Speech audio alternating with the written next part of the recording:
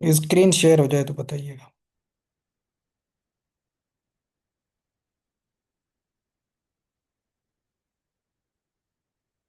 हो गई share, good. अच्छा, जो एनिमल रिफ्रेशर का हमारा नेक्स्ट चैप्टर है, कल हमने लाइव स्टॉक को कंप्लीट किया था। तो आज हमारा जो चैप्टर है वो है डेयरी साइंस। ठीक हो गया। जहाँ जिसे एपीटी कहते हैं आप। इसमें क्या क्या चीजें हैं हम उनको भी पढ़ते हैं, जो इम्पोर्टेंट होंगी। अच्छा, ये जो टेबल है, स्टैंडर्ड सॉलिड नॉट फेस्ड according to prevention of food adulteration act, ये इंडियन एक्ट है। ठीक हो गया। किनका एक्ट है ये? इंडिया का ज़ाहिर बुक है, हिंदुस्तान का, तो ये उनका एक्ट है, पीएफए। उसके मुताबिक ये मिल्क में जो काऊ के बफेलो के मिल्क में क्या क्या चीज़ें होनी चाहिए, तो इनसे एमसीक्यूज नहीं आएगा। तो इनको रट्टा लगाना या पढ़ना आपके लिए अच्छा नहीं है। ये सॉलिड नॉट फेट क्या होते हैं? ये सीधा लिखा हुआ है, सॉलिड नॉट फेट मतलब वो चीज़ें मिल्क का पार्ट, या जो वो चीज़ें जो अदर देन फेट होती हैं मिल्क में, उन्हें कहा जाता है सॉलिड नॉट फेट। ठीक हो गया। जिसमें प्रोटीन से हैं, लैक्टोज है, विटामिन से हैं, बट फेट नहीं होगा। ठीक हो गया। तो फैट को निकाल के जो चीज़ें बचती हैं मिल्क में, उसे कहा जाता है सॉलिड नॉट फेट। ठीक हो गया। तो ये जस्ट यहाँ पे बता देता हूँ, बाकी ये टेबल आपके लिए काम की नहीं है। ये उनके आइन के मुताबिक, एक्ट के मुताबिक दिया हुआ है कि ये चीज़ें आपने लाइव स्टॉक में करनी है। कंपोजिशन क्या है मिल्क की डिफरेंट एनिमल्स में, ये देखते हैं। ये तो अभी सबके लिए है। काऊ का जो मिल्क है उसमें वाटर होता है 86.6%। ठीक हो गया। फैट होता है 4.6। प्रोटीन्स 3.4 है। लैक्टोज, अभी लैक्टोज क्या है? ये नेचुरल शुगर होता है जो मिल्क में मौजूद होता है। और लैक्टोज हम पढ़ भी चुके थे, जो है ना, किसमें, जेनेटिक्स में या न्यूट्रिशन में, कार्बोहाइड्रेट्स की टेबल में, कि ये डायसेक्राइड है। किससे बनता है? ग्लूकोज एंड ग्लेक्टोज मिलकर लैक्टोज बनाते हैं। आश वगैरह जो चीज़ें फिर बचती हैं जलाने वगैरह के बाद, तो उससे आश कहा जाता है 0.7। तो यहाँ से पूछा नहीं जाता, बट पूछ सकते हैं कि काऊ के मिल्क में प्रोटीन की तादाद कितनी है? 3.4। बफेलो में 3.9 है। शीप के मिल्क में, या एक क्वेश्चन ये भी आ सकता है कि जो है ना, किस एनिमल के मिल्क में सबसे ज़्यादा प्रोटीन्स होते हैं, तो वो शीप का मिल्क है। शीप के मिल्क में सबसे ज़्यादा प्रोटीन्स होते हैं 6.7। तो ये वैल्यू याद रखने की ज़रूरत नहीं है। ये इस तरीके से क्वेश्चन तो नहीं आए कभी। अगर आएगा तो इस सेंस में आ सकता है कि किस एनिमल के मिल्क में सबसे ज़्यादा प्रोटीन्स होते हैं, तो शीप के मिल्क में होते हैं 6.7। और फैट भी शीप के मिल्क में सबसे ज़्यादा होता है। ठीक हो गया। 8.6%। तो ये बस एक चीज़ याद रखनी है। बाकी ये वाटर जो है ना, ये जनरल साइंस के पेपर्स में आता है कि काऊ के मिल्क में, या वन पेपर जो आप देते हैं उसमें ये क्वेश्चन आता है कि काऊ के मिल्क में वाटर कितनी परसेंटेज होता है, तो 86.6%। ठीक हो गया। बाकी ये इसकी वेरिएशंस दी हुई हैं डिफरेंट एनिमल्स की, और ये याद रखने की ज़रूरत नहीं है। प्रॉपर जो क्वेश्चन बनता है यहाँ से हम पढ़ते हैं, method of pasteurisation for preservation of milk. अभी पास्चुराइजेशन क्या होता है? कि ये प्रोसेस होता है जिसमें मिल्क को हीट किया जाता है, कि उसमें अगर कोई हार्मफुल जर्म्स वगैरह हैं या माइक्रो ऑर्गेनिज्म हैं, जो है ना, वो मर जाएं। ठीक है, जैसे बॉइलिंग हम कहते हैं। तो और उसके बाद जल्दी उसको कूल किया जाता है। तो इसका क्या पर्पस होता है पास्चुराइजेशन का? कि मिल्क जो है ना सेफ हो पीने के लिए, और जो है ना उससे अगर कोई अंदर दायरे कोई हार्मफुल जर्म्स वगैरह मौजूद होंगे तो वो मर जाएंगे। तो मतलब वो डिजीज़ वगैरह कोई काज नहीं करवाएगा। और उसकी जो मिल्क की या किसी भी प्रोडक्ट की अगर आप उसको प्रिजर्व कर रहे हैं तो उसकी शेल्फ लाइफ इंक्रीज हो जाती है। मतलब एक जो चीज़ होती है वो फॉर सपोज कुछ घंटे चलती है, तो फिर आप उसको एक दिन के बाद, तो ऐसे ही होता है घरों में मिल्क को बॉयल करके रखा जाता है ताकि वो एक दिन ज़्यादा आप यूज़ करते हैं, तो वो उसकी लाइफ को भी इंक्रीज करता है। ये इसके पर्पस होते हैं पास्चुराइजेशन के। ठीक है। अभी ये भी डेयरी जो कमर्शियली होते हैं उनमें यूज़ होते हैं, जो है ना, जहाँ पे इंडस्ट्रीज वगैरह होती हैं। अभी इनके कुछ प्रोसेस हैं, मेथड्स हैं। ये वेरी वेरी इंपॉर्टेंट है। यहाँ से दो मेथड इंपॉर्टेंट है पेपर के हवाले से। ये आपने याद रखना है। कौन सा मेथड होता है? Low temperature long time. इसको कहा जाता है एल टी। ये एल का मतलब है लो, टी से मतलब मुराद है टेम्परेचर, फिर एल का मतलब है लॉन्ग, टी का मतलब है time. L T and L T का क्या मतलब है? कि लो टेम्परेचर लॉन्ग टाइम। इसमें कितना टेम्परेचर होता है, ये आपने टेम्परेचर दोनों मेथड्स के याद रखने।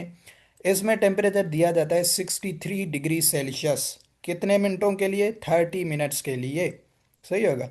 इस टेम्परेचर पे जो है ना, इतने मिनटों में अगर आप ये मेथड यूज़ करेंगे तो ये पूरे मिल्क में जितने भी हार्मफुल जर्म्स वगैरह होंगे या माइक्रो ऑर्गेनिज्म होते हैं वो मर जाते हैं।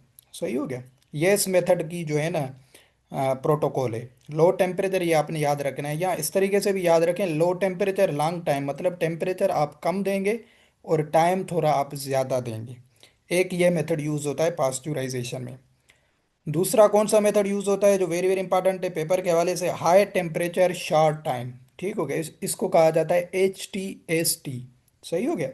HTST का क्या मतलब है कि हाई टेम्परेचर आप देंगे और टाइम आप शॉर्ट देंगे। सही हो गया। तो इसमें टेम्परेचर आपने ये एग्जैक्ट याद रखना है, 72 डिग्री सेल्सियस 15 सेकंड। ये वेरी वेरी इंपॉर्टेंट एमसीक्यूज है, ये देखो यहाँ बुक में भी हाईलाइटेड है। तो ये इंपॉर्टेंट है एमसीक्यूज, लो टेम्परेचर से ज़्यादा हाई टेम्परेचर वाला जो मेथड है इसका। क्योंकि इसमें क्या देंगे 72 में, टाइम आपको किसी ऑप्शन में 10 सेकंड देंगे, 12 सेकंड देंगे, तो आपने याद रखना है 15 सेकंड। 15 सेकंड तक अगर 72 डिग्री सेल्सियस पे मिल्क को रखा जाएगा तो वो उसको पूरा सेफ कर देगा, मतलब उसमें माइक्रो ऑर्गेनिज्म जर्म्स वगैरह जो भी होंगे वो मर जाते हैं। तो ये वेरी वेरी इंपॉर्टेंट है। बाकी ये ultra high, ultra pasteurisation, vacuum, ये याद रखने की ज़रूरत नहीं है। ये तीनों, ये दो मेजर मेथड्स होते हैं मिल्क को प्रिजर्व करने के लिए। ठीक हो गया। फिर रिवाइज करवा रहा हूँ। लो टेम्परेचर लॉन्ग टाइम में आपने टेम्परेचर देना है 63 डिग्री सेल्सियस 30 मिनट्स के लिए। और high temperature short time HTST, कभी कभी वो जो है ना शॉर्ट फॉर्म्स भी यूज़ करता है, एक्रोनियम्स। HTST, तो आपने समझ जाना HTST का क्या मतलब है। हाई टेम्परेचर होगा और टाइम शॉर्ट होगा, मतलब 72 डिग्री सेल्सियस एंड 15 सेकंड्स। ठीक हो गया। तो ये आपने याद रखना है। इनको इन मेथड्स की मदद से मिल्क को प्रिजर्व किया जाता है।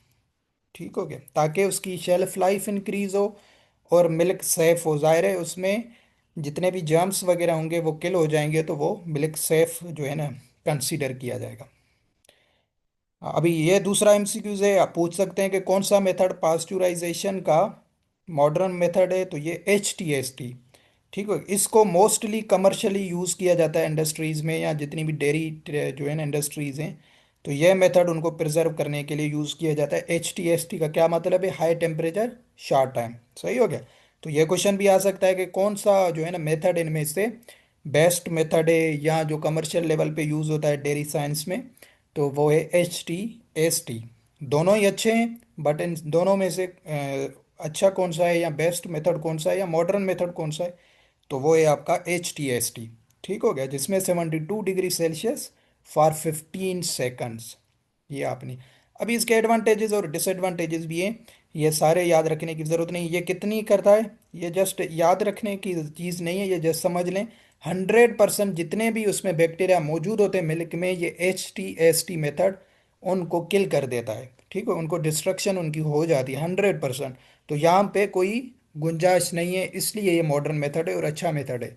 वरना जैसे कुछ मेथड होते हैं वो 99% करते हैं, 1% रह जाते हैं। तो ये मेथड जो है ना पूरा उनको जितने भी हार्मफुल पैथोजेंस होते हैं उनको 100% डिस्ट्रक्शन करवाता है। उसके बाद क्या होता है, ये वेरी इंपॉर्टेंट है। एक और भी एमसीक्यूज है इनमें से जो हम डिस्कस कर लेते हैं। वो है कि it causes complete destruction of phosphatase enzyme.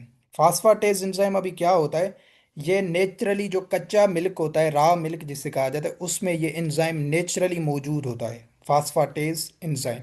ठीक हो गया। तो और ये कोई ये सच काम नहीं करता। इससे क्या पता चलता है कि अगर ये एंजाइम खत्म हो चुका है बॉइलिंग से, ये चेक होता है उसमें ना। अभी घरों वगैरह में तो हम चेक नहीं करते ना मिल्क से, बट जो डेयरी कमर्शियली जो होते हैं इंडस्ट्रीज होते हैं उनमें ये इसके इंस्ट्रूमेंट्स होते हैं। अगर फास्फाटेज एंजाइम डिस्ट्रक्शन हो चुकी है, वो टेस्ट करते हैं, तो वो मिल्क जो है ना वो आगे जो है ना भेजते हैं, मतलब उसको सही तस्लीम किया जाता है। अगर थोड़ा सा भी उसकी जो है ना पॉजिटिव रिजल्ट आ जाता है इस एंजाइम का, ये किसमें होता है, कच्चा जो रॉ मिल्क होता है उसमें मौजूद होता है नेचुरली। तो अगर मौजूद है तो उस मिल्क को रिजेक्ट किया जाता है। तो ये जो HTST है, ये क्वेश्चन आ सकता है कि किस एंजाइम को मिल्क में जो है ना डिस्ट्रक्ट करता है या रिमूव करता है, कोई भी ऑप्शन दे दे। तो वो है फास्फाटेज एंजाइम। ये आपने एंजाइम का नाम भी याद रखना है। ठीक हो गया। ये से इसी तरीके का क्वेश्चन आ सकता है जैसे बता रहा हूँ कि HTST या प्रिजर्वेशन या पास्चुराइजेशन, कोई भी वर्ड दे दे कि ड्यूरिंग पास्चुराइजेशन या प्रिजर्वेशन कौन सा एंजाइम मिल्क में डिस्ट्रॉय होता है, तो वो होता है फास्फाटेज एंजाइम। सही हो गया। ये नेचुरली मौजूद होता है किसमें, मिल्क में, फैट्स एंड प्रोटीन्स के लिए।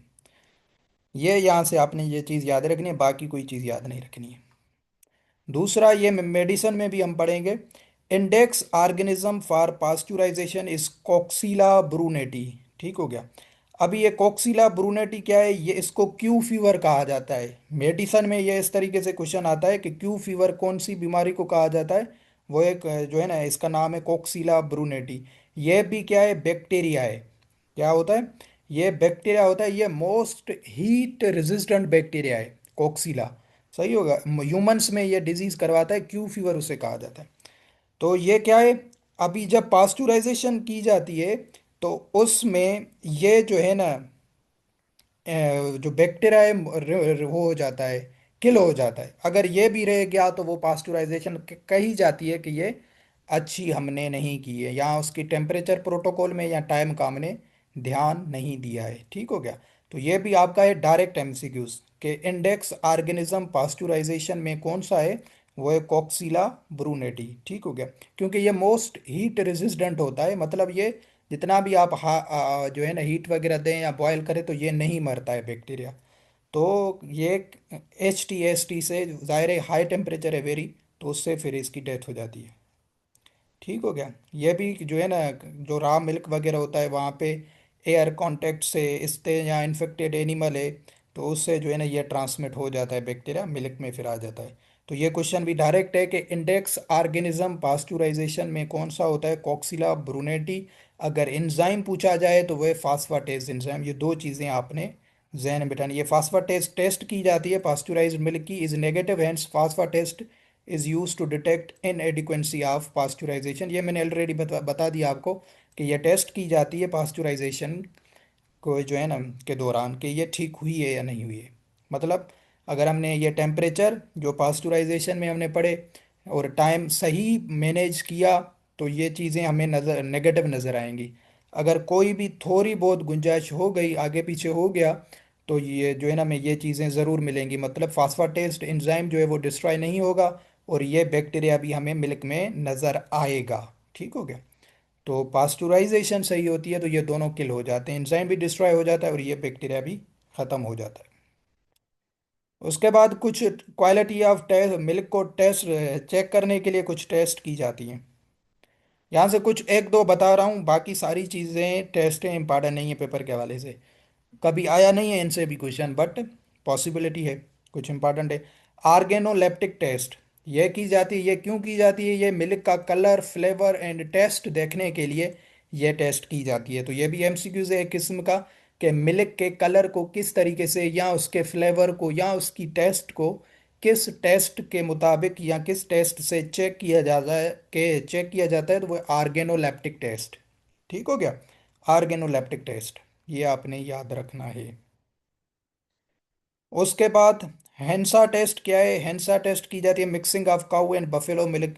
इन दोनों का अगर मिक्स फार्म में मिल्क मौजूद है तो उसको देखने के लिए ये टेस्ट की जाती है, हेंसा टेस्ट। तो ये इतनी इंपॉर्टेंट नहीं है। ये आर्गेनोलेप्टिक आप सिर्फ जहन में बिठाएं, क्योंकि ये इंपॉर्टेंट क्वेश्चन बन सकता है कि फ्लेवर या टेस्ट वगैरह देखने के लिए कौन सी टेस्ट की जाती है। ठीक हो गया। ये इकोलाई वगैरह बैक्टीरिया है कि फीकल कंटामिनेशन कितनी है मिल्क में, वो कैलिफॉर्म काउंट टेस्ट हो जाती है, ये इतनी इंपॉर्टेंट नहीं है। उसके बाद ये चीज़ें ये मेडिसिन में हम पढ़ेंगे, मेस्टाइटिस प्रॉब्लम, तो वहाँ पे टेस्टें लिखी हुई हैं, वहाँ पे याद करेंगे, बट यहाँ पे दी हुई है। तो पढ़ते हैं मेस्टाइटिस के, ये नाम आपके पेपर में आ चुके हैं, जो दो तीन बता रहा हूँ वो आपने याद रखनी है।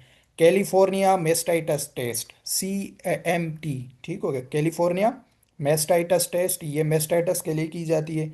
तो ये तो अपने नाम से भी जाहिर है, तो ये पेपर में नहीं आती। स्ट्रिप कप टेस्ट आपने याद रखनी है। एक स्ट्रिप कप टेस्ट पूछ सकते हैं कि किस डिजीज के लिए की जाती है, तो ये मेस्टाइटस, जो इन्फ्लामेशन ऑफ मेमोरी ग्लैंड या उडर्स होते हैं, ये डिजीज हम मेडिसिन में पढ़ेंगे, बैक्टीरियल डिजीज है। इससे हर साल क्वेश्चन आता है, 2025 में भी इससे क्वेश्चन आ चुका है, इसका काजेटिव एजेंट। ठीक हो गया। तो स्ट्रिप कप टेस्ट जो है ना, ये किसके लिए की जाती है? मेस्टाइटस के लिए की जाती है। कैलिफोर्निया मेस्टाइटस टेस्ट, ये भी इसके लिए की जाती है। उसके बाद आपने ये याद रखना है होटिस मिलर टेस्ट, ये भी टेस्ट का नाम है। तो ये भी देखें, जो यूनिक नेम है या जो इससे हटकर नेम है वो पेपर में पूछे जाते हैं। सही हो गया। हॉटिस मिलर टेस्ट, ये भी क्वेश्चन आ सकता है कि ये किस डिजीज के लिए की जाती है। ये भी की जाती है मेस्टाइटस के लिए। तो ये आपने याद रखने हैं दो तीन नाम। कैलिफोर्निया मेस्टाइटस टेस्ट, यहाँ इसका शॉर्ट फॉर्म दे सकते हैं CMT, किसके लिए की जाती है। तो आपने ध्यान देना है कि कैलिफोर्निया मेस्टाइटस टेस्ट को कहा जाता है। स्ट्रिप कप टेस्ट, यह भी मेस्टाइटस में की जाती है। और तीसरी हॉटिस मिलर टेस्ट, ये तीन नाम थोड़े इंपॉर्टेंट हैं मेस्टाइटस की टेस्ट होंगे। सही हो गया, ये आपने याद रखना है। फास्फा टेस्ट टेस्ट ये हमने पढ़ा। इन एडिक्वेंसी ऑफ पास्चुराइजेशन, पास्चुराइजेशन की एडिक्वेंसी को देखा जाता है कि वो ठीक हुई है या नहीं हुई है। तो ये उसमें टेस्ट की जाती है, हमने डिस्कस की, ये इतनी इंपॉर्टेंट नहीं है। डेल्वो किट टेस्ट क्यों की जाती है? कि मिल्क में कितना परसेंटेज एंटीबायोटिक, क्योंकि कुछ लोग जो है ना मिल्क को बढ़ाने के लिए इंजेक्शन्स लगाते हैं, एंटीबायोटिक्स लगाते हैं, तो उनको चेक करने के लिए डेल्वो किट टेस्ट की जाती है। सही हो गया। डेल्वो किट टेस्ट ये थोड़ी इंपॉर्टेंट है। अगर ये क्वेश्चन इस तरीके से आए कि जो है ना मिल्क में एंटीबायोटिक्स वगैरह को डिटेक्ट करने के लिए, देखने के लिए कौन सी टेस्ट की जाती है, तो वो है डेल्वो किट टेस्ट। तो ये नाम आपने जो है ना, एक दो नाम आपने जहन में बिठाने, बाकी कोई चीज़ इंपॉर्टेंट नहीं है। California mastitis test, strip cup test and Hotis Miller test, ये तीनों टेस्ट हैं मेस्टाइटस के लिए। और डेल्वो के टेस्ट मिल्क में एंटीबायोटिक्स वगैरह को डिटेक्ट करने के लिए डेल्वो के टेस्ट की जाती है। और ये क्वेश्चन कभी नहीं आए हैं, मैं फिर दोबारा बता रहा हूँ, ये कभी नहीं आए, बट हो सकता है, जो है ना पॉसिबिलिटी है। तो ये सारे इंपॉर्टेंट क्वेश्चन हैं। फिर दूसरी टेस्ट की जाती है मेथिलीन ब्लू रिडक्शन टेस्ट। ठीक हो गया। मेथिलीन ये कलर है, डाई है एक। मेथिलीन ब्लू ये कलर या डाई है। इससे क्या होता है?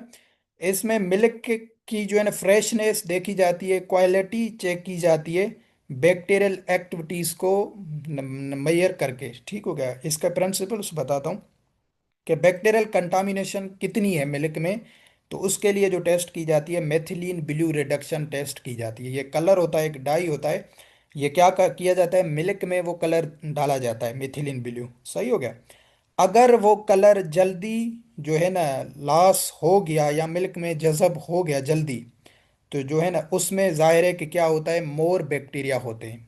अगर ये कलर या जो डाई मिल्क में डाली जाती है, अगर वो जो है ना जल्दी एब्जॉर्ब हो जाता है या जो है ना डिसअपियर हो जाता है मिल्क में, तो जो है ना तो उसमें क्या होता है, तस्लीम किया जाता है या ऐसा कंसीडर किया जाता है कि इसमें बैक्टीरिया बैक्टीरिया की कंटामिनेशन ज़्यादा है, मतलब ये लो क्वालिटी का मिल्क है। ठीक है, इस टेस्ट का ये मतलब होता है, मतलब बैक्टीरियल कंटामिनेशन को देखा जाता है। तो ये क्वेश्चन भी आ सकता है कि मिल्क में बैक्टीरियल कंटामिनेशन को किस टेस्ट से देखा जाता है, तो वो है मेथिलीन ब्लू रिडक्शन टेस्ट। ठीक है, ये डाई होता है, कलर होता है, जो है ना मैंने आपको थोड़ा डिटेल में बता दिया। वो मिल्क में डाला जाता है। अगर वो कलर जल्दी डिसअपियर हो गया या मिल्क ने एब्जॉर्ब कर लिया, तो वो लो क्वालिटी का मिल्क होता है। और उधर ये कंसीडर किया जाता है कि इसमें बैक्टीरियल कंटामिनेशन बहुत ज़्यादा है। अगर वो आहिस्ता आहिस्ता बहुत टाइम बाद स्लोली डिसअपियर हो रहा है, तो वो अच्छा क्वालिटी का मिल्क होता है, और जो है ना उसमें बैक्टीरियल कंटामिनेशन नहीं होती है। ये इसका प्रिंसिपल है मेथिलीन ब्लू रिडक्शन टेस्ट का। सही हो गया।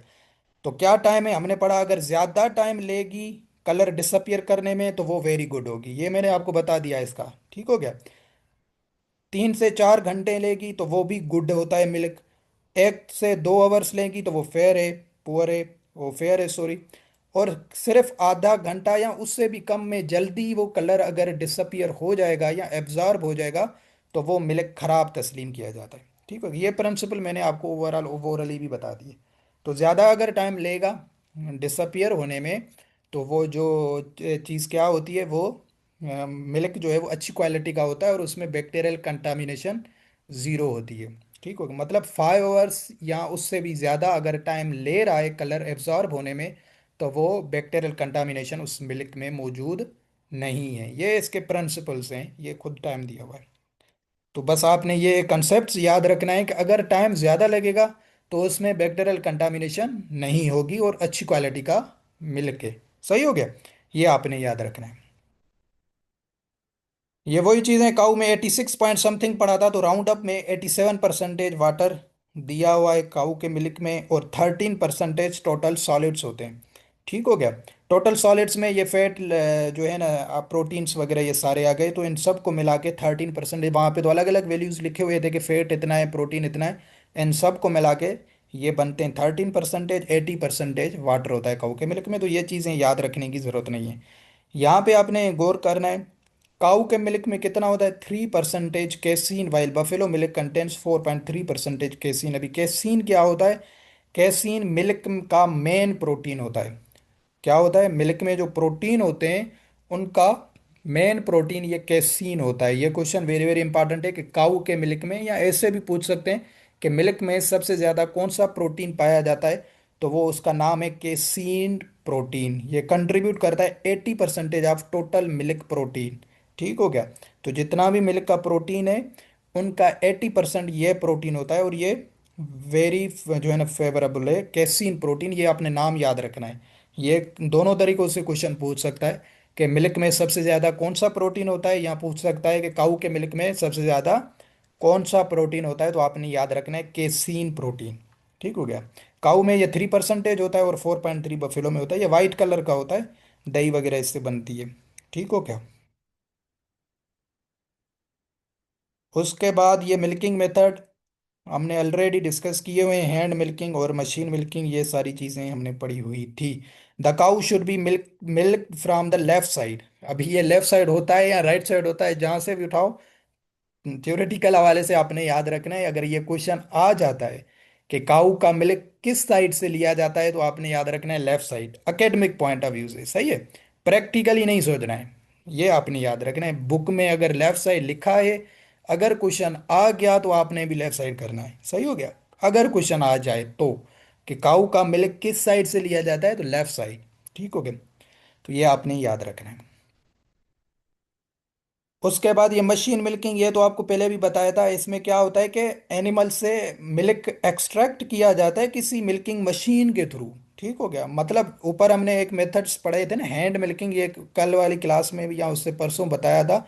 Full hand method, knuckling and stripping, ये 3 किस्म होते हैं। जो है ना, हैंड से अगर आप मिल्क ले रहे हैं, तो इनमें हमने पढ़ा था कि बेस्ट मेथड कौन सा है, फेस्टिंग को कहा जाता है, या फुल हैंड मेथड को, जहाँ पे आपकी ऑल 5 फिंगर्स इन्वॉल्व होती हैं। ये बेस्ट मेथड तस्लीम किया जाता है मिल्क के लिए। तो ये हैंड मेथड दे। एक होता है मशीन मिल्किंग। मशीन में फिर क्या होता है कि किसी मशीन के जो है ना सहारे आप जो है ना एनिमल से मिल्क एक्सट्रैक्ट करते हैं। ठीक हो गया। इसमें क्या होता है कि मतलब लेबर वगैरह इन्वॉल्व नहीं होती। ज़ाहिर है ये कमर्शियली यूज़ होते हैं ना, जहाँ पे बहुत ज़्यादा एनिमल्स होते हैं। तो जो ज़ाहिर है अगर मिल्क के लिए आप फिर लोग रखेंगे या कोई स्टाफ रखेंगे जो मिल्क डेली बेसिस पे लेता हो, जो है ना हैंड मेथड से, तो इससे लेबर का खर्चा बचता है, हाइजीनिक भी होता है। बट जो है ना इसके डिसएडवांटेजेस हैं कि ज़ाहिर है मशीन है, तो ये कभी कभी इंजरी काज करवा सकती है उडर्स में। ठीक हो गया। तो मतलब कि जो है ना डेली वगैरह फिर आपको, या ज़ाहिर है मशीन यूज़ करें तो मशीनों की सफाई करनी होगी ताकि कोई इन्फेक्शन वगैरह ना आ जाए। तो ये इसके एडवांटेजेस डिसएडवांटेजेस पे जाने की ज़रूरत नहीं है। बस मशीन है तो ये एज अ मशीन के तौर पे काम करेगा। उसके बाद हम पढ़ते हैं कोलेस्ट्रम। ये वेरी वेरी इंपॉर्टेंट है, कोलेस्ट्रम। कोलेस्ट्रम क्या होता है? ये फर्स्ट मिल्क होता है काऊ का आफ्टर गिविंग बर्थ। ठीक हो गया। जो एनिमल जो है ना, जिसकी डिलीवरी होती है काऊ की, वो प्रेगनेंसी के बाद, जैसे उसने फॉर सपोज काफ को जन्म दिया, उसके बाद जो फर्स्ट मिल्क निकलता है उसे कहा जाता है कोलेस्ट्रम। ठीक हो गया। तो इसकी ये डेफिनेशन नहीं पूछेंगे, इससे एक दो एमसीक्यूज बनते हैं। क्या होता है colostrum? Is fed to newborn calf. कितना न्यूबॉर्न काफ को देना चाहिए colostrum? 10% of body weight. Body weight जितना होगा उसका 10%, या कितना लीटर्स में अगर क्वेश्चन पूछा जाए, 2 से 2.5 लीटर पर डे। ये आपने याद रखिएगा कि कोलेस्ट्रम की कितनी वेरिएशंस हैं, कि बॉडी वेट के हिसाब से 10% दिया जाता है। अगर ये क्वेश्चन परसेंटेज में वो पूछता है कि कितना परसेंटेज कोलेस्ट्रॉल दिया जाता है न्यूबॉर्न काफ को, 10%। सही हो गया। अगर वो लीटर्स में पूछता है तो आपने याद रखना है 2 से 2.5 लीटर पर डे। एक दिन में आपने उसे 2 से 2.5 लीटर पिलाना है कोलेस्ट्रॉल एनी हाउ डेली। और कोलेस्ट्रॉल कितने दिन तक प्रॉपर्टीज अपने पास रखता है, मतलब जाहिर है मदर की जो है ना मेमोरी ग्लैंड से 3 से 4 दिन तक वो जो मिल्क आता है वो कोलेस्ट्रॉल कहलाता है। मतलब 3 to 4 आवर्स के बाद वो कोलेस्ट्रॉल नहीं रहता। ठीक हो गया। ये आपने याद रखना है। कब तक मिल्क होता है कोलेस्ट्रॉल, मतलब उसकी जैसे बर्थ हो गई या पार्चुरेशन हो गई, उसके बाद 3 to 4 डेज तक जो मिल्क काऊ से आएगा उसको कोलेस्ट्रम तस्लीम किया जाएगा। ठीक हो गया। 3 to 4 आवर्स के बाद, 4 डेज के बाद वो कोलेस्ट्रम नहीं रहता, मतलब कोलेस्ट्रम की प्रॉपर्टीज उसमें नहीं रहती। सही हो गया। तो ये आपने याद रखना है। इसको कभी कभी जो है ना टाइम में भी पूछते हैं तो टाइम में आपने याद रखना है 72 आवर्स। अगर हावर्स में जो है ना वो ऑप्शन देता है और कहता है कि कोलेस्ट्रॉल कब तक अपनी प्रॉपर्टीज को लास्ट करता है आफ्टर पार्चुरेशन, 72 आवर्स। तो ये 3 दिन एवरेज लिया जाता है, 3 से 4 दिन भी कभी कभी हो जाते हैं, बट 3 दिन का आपने याद रखना है। 72 आवर्स तक जो है ना वो अपनी प्रॉपर्टीज लास्ट करता है। अभी क्या क्या प्रॉपर्टीज होते हैं कोलेस्ट्रॉल में, इसमें जो है ना रिच एंटीबॉडीज होते हैं कोलेस्ट्रॉल में। जो फर्स्ट मिल्क आता है काऊ से उसमें एंटीबॉडीज सबसे ज्यादा होते हैं। ठीक हो गया। एंटीबॉडीज, प्रोटीन्स, विटामिन, ये इनकी टेबल भी दी हुई है, दिखाता हूँ। तो ये काम क्या करता है, ये जो काफ आता है उसको इम्यूनिटी प्रोवाइड करता है कोलेस्ट्रम। ठीक हो गया। काफ को कोलेस्ट्रम इम्यूनिटी प्रोवाइड करता है क्योंकि एंटीबॉडीज इम्यूनिटीज देते हैं ताकि उसकी हेल्थ एंड ग्रोथ अच्छी हो सके।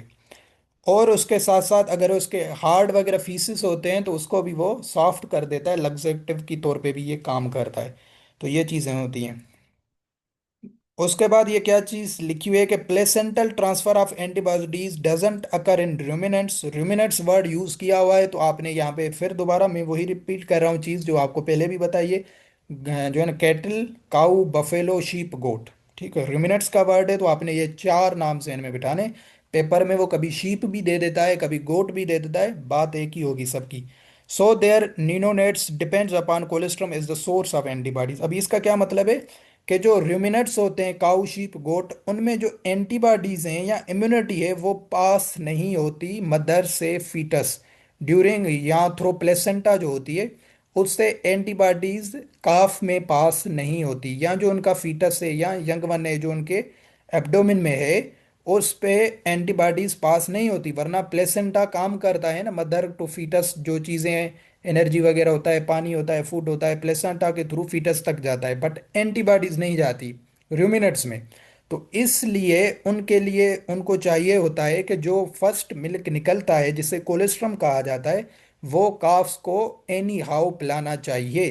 ठीक हो गया। 3 से 4 दिन तक, ताकि वो उसमें जो कोलेस्ट्रम में एंटीबॉडीज हैं वो काफ को मिल सकें और उसकी ग्रोथ अच्छी हो सके। ठीक हो गया।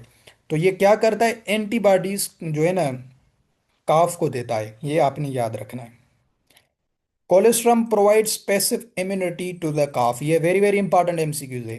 पैसिव अभी ये हम पढ़ेंगे इंशाल्लाह। इसमें क्या कहते हैं फिजियोलॉजी में एक्टिव इम्यूनिटी और पैसिव, 2025 में भी इनसे क्वेश्चन आ चुका है। एक्टिव से आया था question, active immunity and passive immunity. ये इम्यूनिटी के टाइप्स हैं फर्दर, एक्टिव एंड पैसिव, उस वहाँ पे डिटेल में समझाऊंगा। यहाँ पे आपने समझना है कि कोलेस्ट्रम जो है ये पैसिव इम्यूनिटी है। पैसिव इम्यूनिटी क्या होती है कि वो एंटीबॉडीज जो जो है ना किसी और सोर्स से दी जाए। यहाँ पे सिर्फ आपने ये समझना है, बाकी ये कंसेप्ट हम पढ़ेंगे फिजियो में, वहाँ पे इम्यूनिटी का एक अलग टॉपिक है। ठीक हो गया। पैसिव इम्यूनिटीज क्या होती हैं, वो एंटीबॉडीज या वो ट्रांसमिशन जो किसी अलग सोर्स से होती हो। सही हो गया। एन अदर सोर्स, जाहिर है अभी कोलेस्ट्रॉल एन अदर सोर्स है उससे हो रही है, डायरेक्ट नहीं हो रही है, तो इसको पैसिव इसलिए कहा जाता है। तो आपने याद रखना है अगर क्वेश्चन आ जाता है कि कोलेस्ट्रॉल कौन सा टाइप ऑफ इम्यूनिटी काफ को देता है, एक्टिव देता है, पैसिव देता है, कौन सा देता है, तो आपने याद रखना है पैसिव इम्यूनिटी देता है कोलेस्ट्रॉल। ठीक है। इससे क्या होती है, एंटीबॉडीज पास होती हैं काफ में ताकि उसकी ग्रोथ अच्छी हो सके और इम्यूनिटी परफॉर्म हो सके। बाकी ये मैंने बता दिया, ये लग्जेटिव का काम करता है। मिकोनियम किसे कहा जाता है, मिकोनियम कहा जाता है, जो फर्स्ट फीसेस न्यूबॉर्न का फर्स्ट फीसिस देता है उसे मिकोनियम कहा जाता है। ये टर्मिनोलॉजी है, ठीक हो गया। तो उसको क्लियर करने के लिए, सॉफ्ट करने के लिए भी कोलेस्ट्रम दिया जाता है, ताकि वो हार्ड ना हो और कॉन्स्टिपेशन वगैरह ना हो जाए। सही हो गया। मिकोनियम वगैरह लग्जेटिव होते हैं। अभी milk last it's cholesterol property with in 3 to 4 days after parturition, ये बता दिया। 3 to 4 days तक कोलेस्ट्रम जो है ना अपनी प्रॉपर्टीज लॉस्ट कर देता है। मतलब फिर अगर आपने, मतलब ये मैंडेटरी है कि जैसे काफ जो है ना की बर्थ हो तो आपने उसे मिल्क पिलाना है। अगर 3 4 दिन तक आपने मिल्क नहीं पिलाया उसे, वो जो कोलेस्ट्रम है, तो वो फिर उसे एंटीबॉडीज नहीं मिलेंगी और उसकी ग्रोथ अच्छी नहीं होगी। और दूसरा आपने याद रखना है, कोलेस्ट्रम को और क्या कहा जाता है? बी स्टिंग्स कहा जाता है। कोलेस्ट्रम का अदर नेम क्या है? Bee stings. तो वो ये वर्ड भी यूज कर सकता है, बी स्टिंग्स। तो आपने याद रखना है ये कोलेस्ट्रम की बात हो रही है।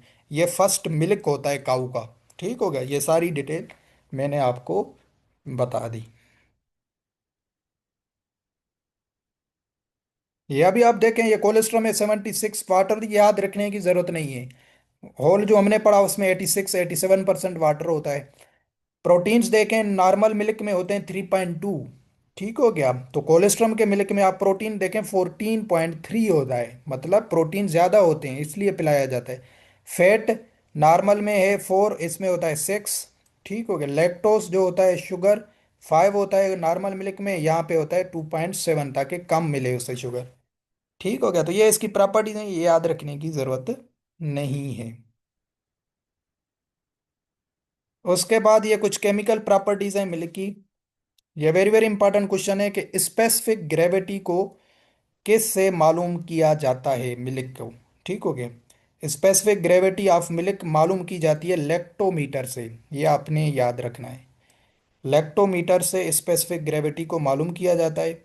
बाकी क्या होती है काऊ मिल्क की स्पेसिफिक ग्रेविटी? ठीक हो गया। तो काऊ के मिल्क की होती है 1.028। इसको ट्रिक से याद रखना है, 28 से 30, 28 से 30 नहीं है, ये ट्रिक बता रहा हूँ। वैसे इसकी क्या है स्पेसिफिक ग्रेविटी? 1.028 है। ठीक हो गया। बट ये याद रखने के लिए आपको बता रहा हूँ जो है ना कि 28 से 30 अगर आप करेंगे तो आप ऑप्शन में जो है ना याद कर सकते हैं। और बफेलो के मिल्क की कितनी है स्पेसिफिक ग्रेविटी? 30 to 32।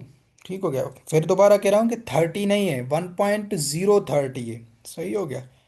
जो है ना ये क्या होती है स्पेसिफिक ग्रेविटी? ये क्वालिटी मिल्क की देखी जाती है कि कितना रेशो है मिल्क का जो है ना is equal to volume of water. ये सारी फिर आपने उसमें नहीं जाना है। ये बस ये आपने याद रखना है कि जो है ना वाटर वगैरह की कितनी एडिशन की हुई है मिल्क में, और जो है ना फैट वगैरह कितना रिमूव हुए, इस तरीको इनको देखने के लिए ये स्पेसिफिक ग्रेविटी या लेक्टोमीटर आपने लैब में देखा होगा, तो उससे ये मालूम की जाती है। तो ये इनके नॉर्मल वैल्यूज़ हैं कि स्पेसिफिक ग्रेविटी अगर 1.028 और 30 तक आएगी तो ये सही मिल के काऊ का। बफेलो की अलग है, सबकी अलग अलग है। ठीक हो गया। तो आपने सिर्फ काऊ की याद रखनी है। जो है ना पेपर के हवाले से ये क्वेश्चन आ सकता है कि काऊ के मिल्क की स्पेसिफिक ग्रेविटी कितनी है? 28 से 30, जिस ऑप्शन में लगा हो वो आपका करेक्ट होगा। ठीक होगा। ये देगा भी आपको रेंज में 1.028 और 1.030। ठीक हो गया, ये आपने याद रखना है। फैट को कैसे मालूम किया जाता है? गर्बर्स या ब्यूटाइरोमीटर, ये दोनों नाम है इंस्ट्रूमेंट के। जो है ना सॉक्सिलेट अपरेटस भी हमने पढ़ा था। ईथर एक्सट्रैक्ट ये होता फैट, ये वही चीज़ें, बट ईथर एक्सट्रैक्ट अगर वो स्पेसिफिक वर्ड देता है तो सॉक्सिलेट अपरेटस। अगर फैट पूछता है तो आपने याद रखना है गर्बर्स मेथड। ठीक हो गया, या जर्बर्स मेथड या गर्बर्स मेथड इसे कहा जाता है। ब्यूटाइरोमीटर भी कहा जाता है। कोई भी ऑप्शन में आ जाए, इससे क्या मालूम किया जाता है? मिल्क का फैट मालूम किया जाता है। सही हो गया। तो ये आपने याद रखना है। ये स्पेसिफिक ग्रेविटी ऑफ मिल्क किस तरीके से मालूम की जाती है? CLR क्या है? करेक्ट लेक्टोमीटर रीडिंग क्या है? उसको 1000 पे डिवाइड किया जाता है। तो स्पेसिफिक ग्रेविटी ये याद रखने की ज़रूरत नहीं है। ठीक हो गया। पेपर के हवाले से ये सारी डिटेल याद रखने की ज़रूरत नहीं। उसके बाद जो है ना क्या चीज़ें हैं? Freezing point. अभी फ्रीजिंग पॉइंट क्या होती है कि किस जो है ना पॉइंट पे जो है ना वो मिल्क जो है वो आइस में कन्वर्ट हो जाता है। ठीक है, ये भी इसके भी अलग अलग वैल्यूज हैं, ये भी याद रखने की ज़रूरत नहीं है। फिर हम पढ़ते हैं ये उडर्स या मेमोरी ग्लैंड, इससे क्या चीज़ें हैं? MCQs हैं। सही हो गया। अभी क्या है कि मेमोरी ग्लैंड और मोडिफाइड सेडिफरस ग्लैंड, इसको छोड़ दें। उडर्स क्या है, ये एक्टोडर्म। अभी तीन तरह के जो है ना ग्लैंड्स होते, ग्लैंड्स की ओरिजिनेशन होती है, एक्टोडर्म, एंडोडर्म एंड मिजोडर्म। आपने याद रखना है, जो उडर एक्टोडर्म का वैसे भी मतलब होता है कि जो आउटर साइड है, और एंडोडर्म मतलब जो इंटीरियर है, मिजो मतलब जो मिडिल में आते हैं। तो उडर्स क्या है, ये एक्टोडर्मल ओरिजिनल है, ओरिजिन है इनकी। ठीक हो गया, एक तो ये चीज़ है। दूसरी जो चीज़ इंपॉर्टेंट है, जो हमेशा क्वेश्चन इनसे भी आते हैं, सिंपैथेटिक एंड पैरासिम्पैथेटिक।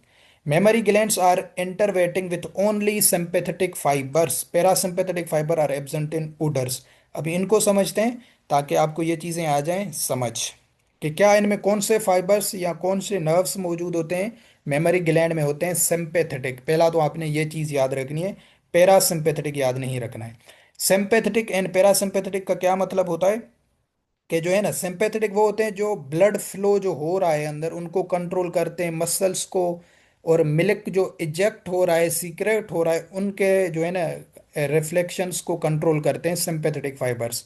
ये दोनों होते हैं जो है ना, ऑटोनॉमस नर्वस सिस्टम जो होता है, कि जिसमें जो है ना सीएनएस में, एक जो है ना सीएनएस होता है, दूसरा होता है पैरासिम्पैथेटिक, वो sorry, peripheral nervous system. Peripheral में फिर फर्दर इनकी डिवीजन होती है ऑटोनॉमस, ये भी फिजियो में फिर डिटेल में पढ़ेंगे। सही हो गया। तो सिंपैथेटिक क्या होते हैं, ये फाइट फाइट रिस्पांस देते हैं जब ब्लड फ्लो ज़्यादा हो जाता है, हार्ट बीट ज़्यादा हो जाती है।